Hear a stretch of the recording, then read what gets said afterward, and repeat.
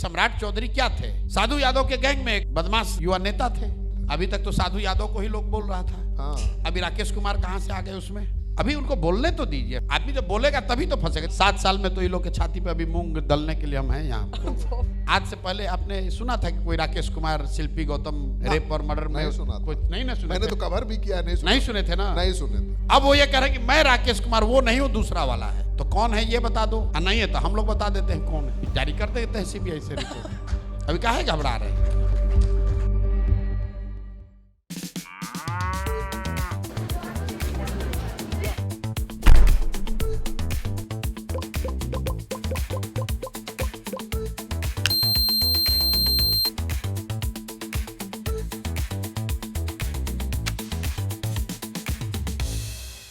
पहले की बीजेपी, आप तो सबके साथ काम कर चुके हैं, और आज की बीजेपी में क्या फर्क है बेसिक?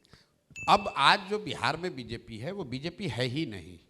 वो तो राजद की इंपोर्टेड लोगों के द्वारा चलाई जाने वाली बीजेपी है। दिलीप जायसवाल कहाँ से आए हैं? कांग्रेस राजद से आए हैं। सम्राट चौधरी कहाँ से आए हैं? वही कांग्रेस राजद होते हुए बीजेपी में पहुंचे हैं।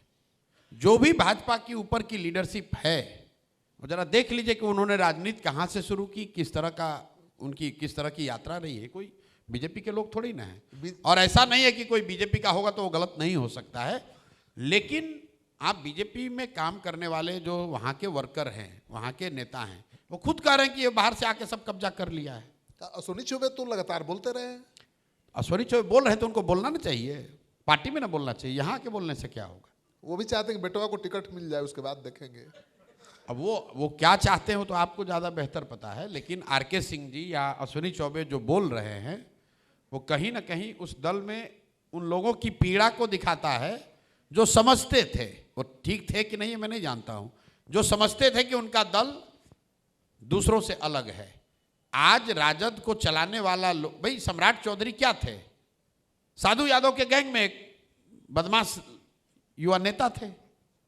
तो जब साधु यादव को आप गलत बताते हैं तो उस समय जो गुंडागर्दी करने वाले लोग थे उसमें ये भी एक शामिल थे।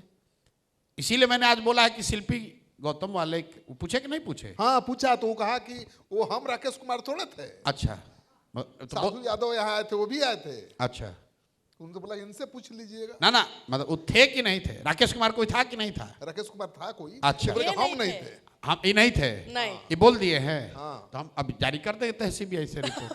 अभी काहे घबरा रहे हैं? आपको बोले ना, वो बोले कि पहले आप पता कर लीजिए कि कौन था, क्या अरे मैटर था। इतना पर आ गए हैं ना कि राकेश कुमार कोई था, ये मान गए ना? पर हम नहीं है। अरे भाई, राकेश कुमार करके उसमें संदिग्ध अभियुक्त कोई था, ये माने ना?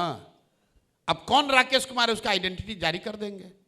वैसे भी इनका आइडेंटिटी हमेशा क्वेश्चन में रहता है। कितना बम रखे हैं जी।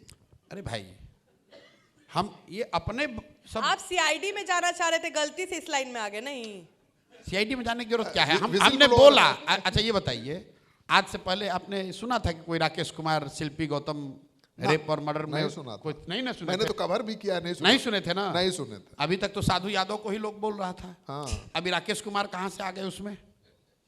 अब बिहार की जनता जरा खोजे तो कि कौन राकेश कुमार है। हाँ, हम भी खोजेंगे। आप भी खोजिए, नहीं मिलेगा तो हमसे मदद ले लीजिएगा। हाँ। वो केस सीबीआई को गया था और सीबीआई ने उसमें 4 अभियुक्तों को साधु यादव ने अपना डीएनए सैंपल देने से मना कर दिया। 4 अभियुक्तों का डीएनए सैंपल लिया गया है, एफएसएल लेबोरेटरी से उनके डीएनए सैंपल का रिपोर्ट है।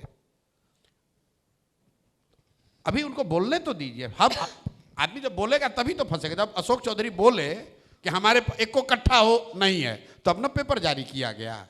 पहले पेपर जारी कर दे कीजिएगा तो कुछ दूसरा आर्गुमेंट देने लगेगा। हमें खुशी है कि आपके मंच पर उन्होंने माना कि राकेश कुमार करके उसमें एक संदिग्ध थे। अब वो ये कह रहे हैं कि मैं राकेश कुमार वो नहीं हूं, दूसरा वाला है। तो कौन है ये बता दो। नहीं है तो हम लोग बता देते हैं कौन है। कब तक बताइएगा? बता देंगे, घबराइए कब तक नहीं। चलेगा ये? चुनाव तक चलेगा कि उसके बाद भी चलेगा? जब तक हम बिहार में हैं तब तक चलेगा। तो चुनाव के बाद आप चल जाइएगा? अबे आपको खबर होगा। हम तो बोले हैं कि 10 साल हैं यहाँ। 10 7 साल में तो ये लोग के छाती पे अभी मूंग दलने के लिए हम हैं यहाँ पर। 10 साल कहाँ, मैं कर रहा हूँ रैंडम सर्वे। मुझे लगता है कि ठीक है, आपका ग्राफ ऐसे बढ़ा है, लोकप्रियता का ग्राफ। आपको सब जानते हैं, बाल बच्चे हर जगह चौक चौराहे पर आपकी चर्चा है, प्रशांत प्रशांत, जनसुराज जनसुराज।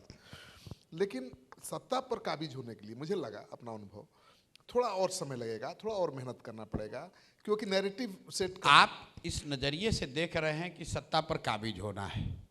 हम बिना सत्ता पर काबिज हुए बिहार में वो कर रहे हैं जो सत्ता में बैठे हुए लोग नहीं कर पाए। ये तो सच है।